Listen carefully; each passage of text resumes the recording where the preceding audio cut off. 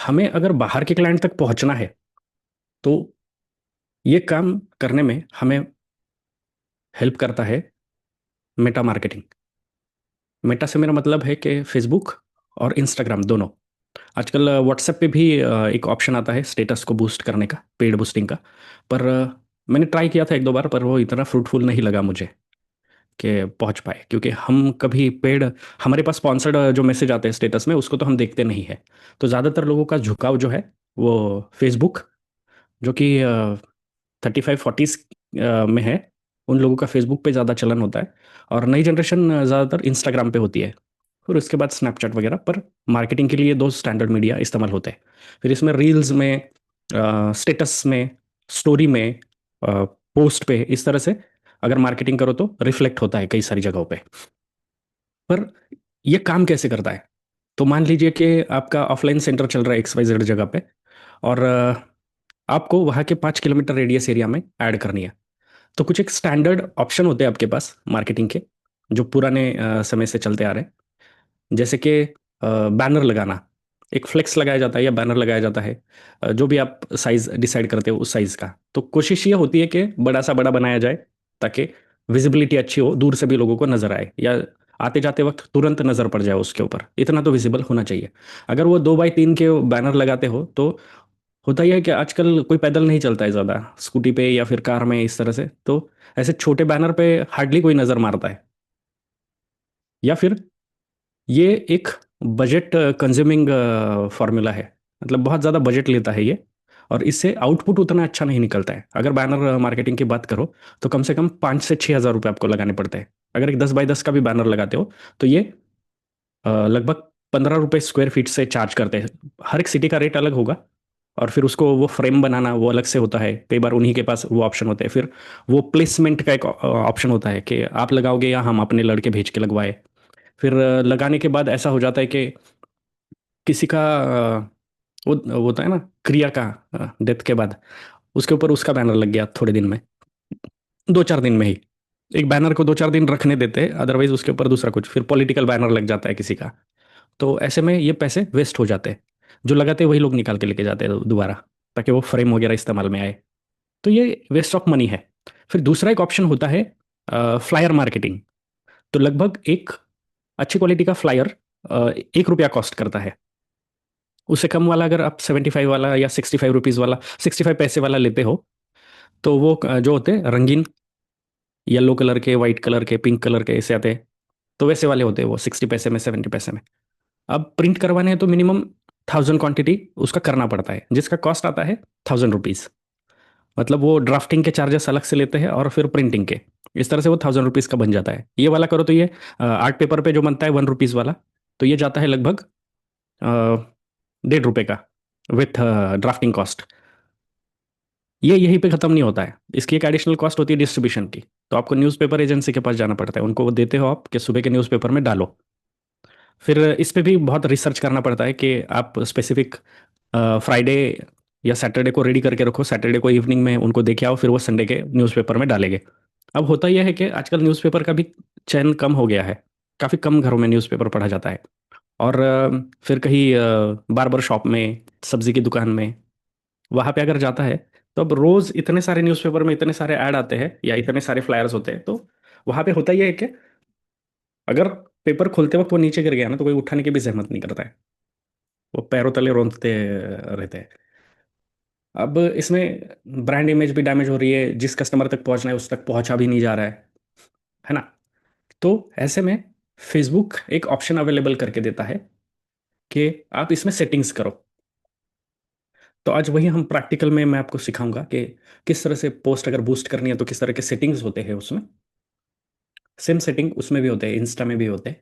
और इसका अगर आप एक बिजनेस मैनेजर अकाउंट बनवा लो तो फिर आप मेटा मार्केटिंग कर सकते हो, यानी कि एक जगह से दोनों जगह पे पोस्ट किए जा सकते हैं। और उसमें थोड़ी सी एडवांस सेटिंग होती है। तो मैं तो काफ़ी सालों से यही यूज़ कर रहा हूँ, मेटा मार्केटिंग।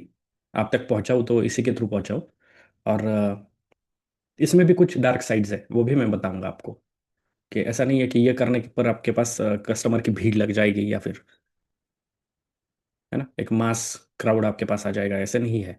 इसमें भी कुछ डार्क साइड्स है। तो वो भी मैं आपको आज समझाऊंगा। तो फेसबुक का पेज आपका सबका बना होगा, राइट? यहाँ मैं अपना प्रोफाइल खोल के दिखाता हूँ आपको, ताकि आपको एक अंडरस्टैंडिंग हो।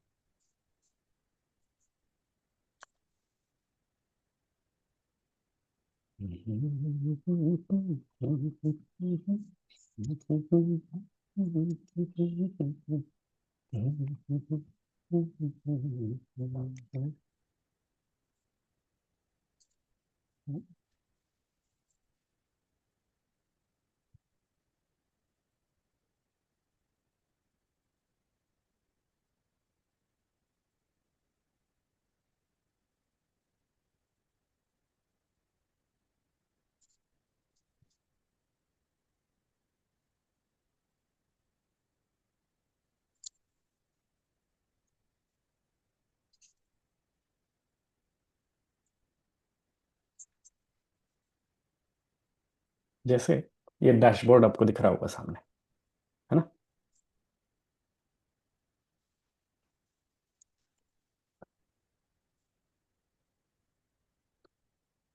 इस तरह का एक डैशबोर्ड होता है फेसबुक पेज का। ठीक है। अब यहाँ एग्जाम्पल के तौर पे हम किसी एक, अब ये जैसे रील डाला है, इसको मैंने अगर बूस्ट करना होगा तो मैं इस पे जाऊँगा, बूस्ट पोस्ट का ऑप्शन आता है, या एडवर्टाइज का ऑप्शन आता है किसी भी पोस्ट के नीचे।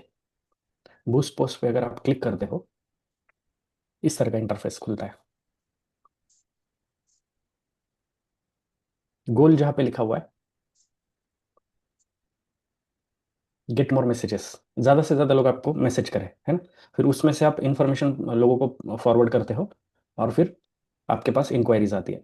तो इस केस में आपका फेसबुक के साथ, फेसबुक पेज के साथ जो आपका कॉन्टैक्ट नंबर है वो कनेक्टेड हो। समझ गए? इसको चेंज भी कर सकते हैं, जैसे अगर एंगेजमेंट बढ़ानी है या कुछ बेचना है, तो जैसे get more website purchase, website से अगर लिंक डाल के कुछ डायरेक्ट बेचना है तो। कॉल्स चाहिए तो कॉल पर, कॉल वाला मत करना, बहुत बेकार के कॉल आते रहते हैं।